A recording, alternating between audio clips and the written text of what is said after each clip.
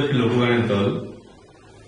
বাংলা এবং বাংলাদেশ, এই দুই বাংলার লোকগানের বহু রকম ধারা রয়েছে। মহুল যে পারফর্ম করে বা গবেষণার জন্য যেমন গ্রামে গঞ্জে ঘুরে বেড়ায়, মহুলের প্রথম টার্গেটটাই থাকে গ্রামগঞ্জের গানকে তুলে নিয়ে আসা ও সেই গানগুলোকে ভালো করে শিখে এবং যে গ্রামীণ যে যন্ত্র আছে বা ট্র্যাডিশনাল যে ইনস্ট্রুমেন্টগুলো রয়েছে তার সঙ্গে একসঙ্গে পরিবেশন করা। মহুল আমরা দল তৈরি করলাম 2004 সালে। 2004 তখন যখন দল তৈরি করলাম সেই সময় আমি পার্থ, আর শুভ, আমার আজকেও নেই, আসতে পারেনি।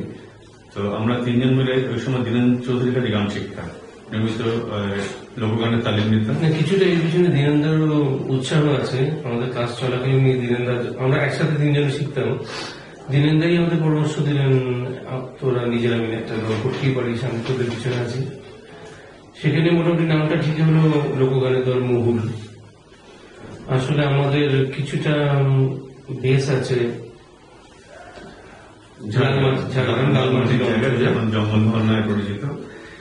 ওখানকার যে বিভিন্ন ট্রাইবাল যে ধারাগুলো রয়েছে, আদিবাসীদের গান বা ঝুমুর গান, টুসু গান, পুরুলিয়ার কাশীপুরের ভাদু গান, এই গানগুলো ছিল সেই সময় আমাদের সংগ্রহ, মানে রিসার্চ করতে গেলাম সেই গানগুলো আমরা বেশি সংগ্রহ করেছি। ওই ফিল্ডে আমরা বেশি কাজ করেছি, ওই বেল্টে। পরবর্তীকালে ধামাইল, চটকা, হাওয়াইয়া, গম্ভীরা, ইভেন কীর্তন, বাউল, শাড়ি, জারি, মুর্শিদি সব ধরনের গান আমরা গাইতে থাকি। কিছু কিছু খুব টিপিক্যাল গান রয়েছে, নলকূপ বসানো গান, ছাদ পেটানো গান, আলকাপ গান, এগুলো পারফর্ম করি। এবং পারফরমেন্সটা শুধু গান ওরিয়েন্টেড নয়, এর সঙ্গে যারা মিউজিক থাকে সেগুলো খুব কালারফুল থাকে। কখনো কখনো আমরা ডান্স ইউজ করতে হয় আমাদের সাথে, কারণ লোকগানের সঙ্গে লোকনৃত্য আন্দোলনকে জড়িয়ে আছে। আর আমরা বাজনায় প্রাধান্য দিই লোকবাদ্যকে আর কি। আমাদের গ্রামীণ বাংলায় যে লোকবাদ্য ছড়িয়ে আছে, খুব আমরা চেষ্টা করি সেই ফ্লেভারটি রাখার। আর গানের পাশাপাশি একটা কথা বলি, মহুল নামটা ওই লালমাটির অঞ্চল থেকে মূল নামটা পাওয়া আমাদের। মহুয়া গাছ, সেখান থেকে মহুয়া ফুল হয়, সেখান থেকে মহুল নামটা আমরা বেছে নিয়েছিলাম। দলে যেমন আমি রয়েছি, আনন্দ, শুভ, এর পাশাপাশি যারা নিয়মিত আমাদের সঙ্গে বহুদিন ধরে একসঙ্গে জড়িয়ে গেছে। শুরুতেও তারা ছিল না যখন ফরমেশন করলাম, কিন্তু পরবর্তীকালে মাস 6 মধ্যেই যারা জড়িয়ে গেল, খুবই গুণী শিল্পী তারা। কাঞ্চন, বাপ্পা, সাহেব, সুমন, পিন্টুদা, দেবাশিসদা, তরুণ, অনেকেই থাকে নিয়মিত ভাবে। কখনো কখনো ওরা হয়তো ওদের কাজের তাগিদে আমাদের সঙ্গে একসঙ্গে থাকতে পারে না, কিন্তু আমরা পারফর্ম করতে যাই মূলত 7 থেকে 8 জনের একটি দল আমরা ঘুরে বেড়াই।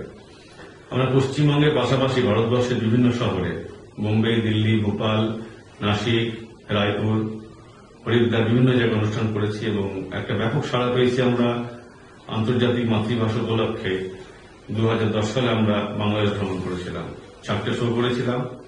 সে সময় একটা আমাদের মনে একটা শঙ্কা কাজ করেছিল যে আমরা লোকগানের মাটির উপর যাচ্ছি লোকগান শোনাতে, শহর থেকে, বিশেষ করে লোকগানের আখড়ায় যাচ্ছি বলতে গেলে।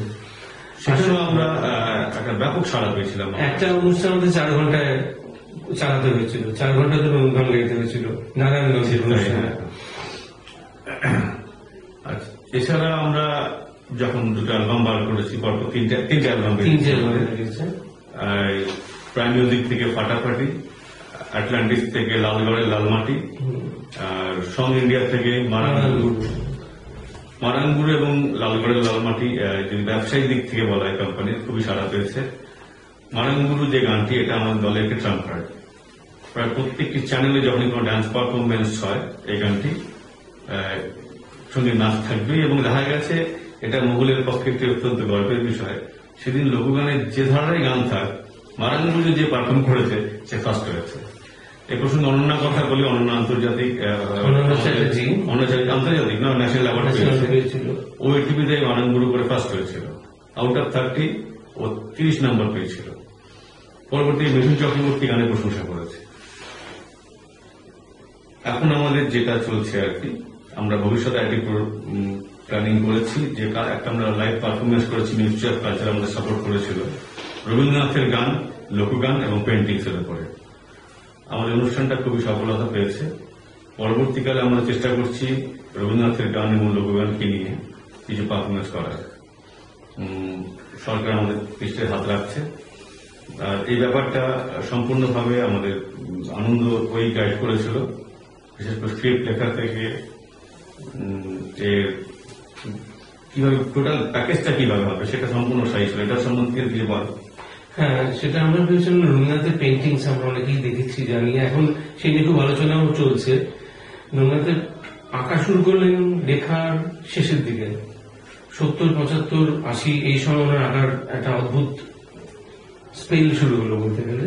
সে আঁকার সঙ্গে অনেক দিনের লেখা গানের পরে উনি আঁকা যখন শুরু করলেন, নিশ্চয়ই আমি খুঁজতে আরম্ভ করলাম ছোঁয়া কোনো আছে কিনা, লেখা গানের সঙ্গে কোনো সাদৃশ্য আছে কিনা ওনার আঁকার সাথে। সেই থেকেই স্ক্রিপ্টের জন্ম, সীমার মজা তুমি, সেটা প্রথম হাতে আমরা করেছিলাম। আর দ্বিতীয় ভাগে আমরা করেছিলাম যেসব লোকগান রবীন্দ্রনাথকে প্রভাবিত করেছিল ভারতীয় স্বাধীনতা সংগ্রামে, যে স্বদেশী গানগুলো উনি লিখেছিলেন, সেই গানগুলোর উপরে লোকগানের সুরে আশ্রিত স্বদেশী গানগুলো নিয়ে আমরা অনুষ্ঠানটা করেছিলাম। অনুষ্ঠানটা সাফল্য পেয়েছে। এখন সেটা নিয়ে আরো কিছু আমাদের কাছে প্রস্তাবনা আসছে। আমরা চেষ্টা করছি সেগুলো একটু কংক্রিট শেপ দিতে। অ্যাকচুয়ালি আমাদের মহুল যে নামটা এসছে তার মানেই হলো আমরা মহুয়া ফুলের নির্যাস যেমনি লোককে মাদকতা দেয়, আমরা যে আমাদের কাজের বা সুরের মাদকতা মানুষের মন ছুঁয়ে যায়, সবাই যেন আপ্লুত হয়ে যায় সেই বাংলার লোকগানের অপার মাধুর্যে, সেটা আমাদের মূল লক্ষ্য। আর এই অসীম ভান্ডার বাংলা লোকগানে, আমরা চাই সেই অসীম ভান্ডারকে সারা পৃথিবীর কাছে তুলে ধরতে, তার সঠিক ফর্মে, কোনো ডিস্টর্শন না, অরিজিনাল ফর্মটাকে রেখেই আমরা চাই এগিয়ে যেতে বাংলা গানের জয়ধ্বজা নিয়ে, বাংলা লোকগানের জয়ধ্বজা যাতে সারা পৃথিবী। এটা বলে সঙ্গীত সঙ্গে আমরা যারা আরো সঙ্গীত পেয়েছি, আমরা যারা পারফর্ম করছি তো রয়েছে, তার পাশাপাশি যারা রয়েছে নিয়মিত গান লিখে সহযোগিতা করে আমাদের সঙ্গে। দেবাশিস দণ্ড, মারাঙ্গুরু এবং আমাদের 3-4টে অ্যালবামের গান তুরুক তুরুক ওরই লেখা। আরেকটি গান আছে পাতা সেরি গান, যেটা আমরা বলি অফুল উফুল, সেটি একটা আমাদের পরিবেশ সচেতনতা নিয়ে গান। আমরা চাইছি সবুজ পৃথিবীতে থাকুক, সবুজ যেন ধ্বংস না হয়। নতুন পাতা যখন বেরোয় শাল গাছে, সেই তাকে নিয়ে একটা উৎসবের গান অফুল উফুল, সেটি জনপ্রিয়তা পেয়েছে। নাচের অনুষ্ঠানে সেটা অনেকবারই পরিবেশিত হয়েছে নানন্দ চ্যানেলে। আর এছাড়া অমর পাল, দীনেন চৌধুরী, উনি তো ছিলেনই আমার সাথে, এখন নেই এই মুহূর্তে আমাদের সাথে, উনি আমার কাছে শিখতে পারছি না। উৎপলন্দী চৌধুরী, শুভেন্দু মাইতি, যে প্রথমে ইন্সপায়ার করেছিল এই লোকগানের পেছনে, কিভাবে লোকগানটাকে আমরা আঁকে ধরতে পারি, শুভেন্দুদার কথা বলতে হয়। আমাদের সবচেয়ে যেটা ট্র্যাজেডি, যখন টকবক করে ফুটছেন একজন শিল্পী উৎপলন্দী চৌধুরী, এবং আমাদের সঙ্গে মিটিংও করলেন 1 মাস আগে, যে একটা সারা বাংলা জুড়ে 5টা ফেস্টিভ্যাল করবে। তার যেদিন আমরা একসঙ্গে বসলাম, তার 1 মাস পরে ওনার ক্যান্সার ধরা পড়ল, উনি আমাদের ছেড়ে চলে গেলেন। এটা আমাদের পক্ষে অত্যন্ত দুঃখের একটা দিন, ওনার ছেড়ে যাওয়ার দিনটা। আর এই দিনগুলো আমরা ভুলতে পারবো না। সবচেয়ে তো মিস করি আমাদের স্যারকে, আমাদের গুরুকে, দীনেন চৌধুরীকে। উনি থাকলে আমরা আরো মনোবলটা বৃদ্ধি পেত আমাদের, আর কি বড় ছাতার মতন ছিলেন আমাদের মাথায়। আর যদি আমাদের নেক্সট লক্ষ্য বলা যেতে পারে, আমাদের কিন্তু লক্ষ্য একটা পেশাদারী দল হিসেবে, কেন আমাদের দলটার সঙ্গে গানের সঙ্গে বাইনার সঙ্গে আমি আজকে বিকেলেই ভাবছিলাম যে কতগুলো মানুষ জড়িয়ে যেতে পারে এর সঙ্গে, যারা নাচ করছে, যারা নিয়মিত বাজাচ্ছে, যারা সাউন্ড করছে, যারা লাইট করছে। একটা দল বড় দল যদি ঠিক মতো হয়, অনেকগুলো মানুষের পেশা হতে পারে থেকে নিয়মিত। তো সেই কাজটা আমরা নিয়মিত করছি এবং বহু মানুষের সাড়া পাচ্ছি। তাছাড়া আমরা এর সাথে একটু চেষ্টা করি, গ্রামে গঞ্জে যখন রিসার্চ করি, অনেক শিল্পী আছে অখ্যাত, তারা গান বাজনা বাজান, তাদের সঙ্গে একটু কাজ করার, কিন্তু অর্থাভাবে আমরা অতটা এগিয়ে যেতে পারি না। আমরা চাই তাদের পুনর্বাসন করে যদি বড় কোনো প্রজেক্টে নামতে পারি, সেজন্য সাহায্য তো দরকার। সেটা আমাদের একটা চিন্তা ভাবনা রয়েছে, একটা বড় ভাবে কাজটা করার, যাতে আরো শিল্পীদের আমাদের মধ্যে আনা যায়। মূলটি গানের দল, এটা একটা প্ল্যাটফর্ম বলা যেতে পারবে, গান সোসাইটি ফর্মে চলছে এটা। আমরা যেমন রয়েছি, চাইছি বিভিন্ন মানুষ এসে আমাদের সঙ্গে থাকুক, একসঙ্গে যোগ দিই, লোকগান নিয়ে গবেষণা চলতেই থাকুক।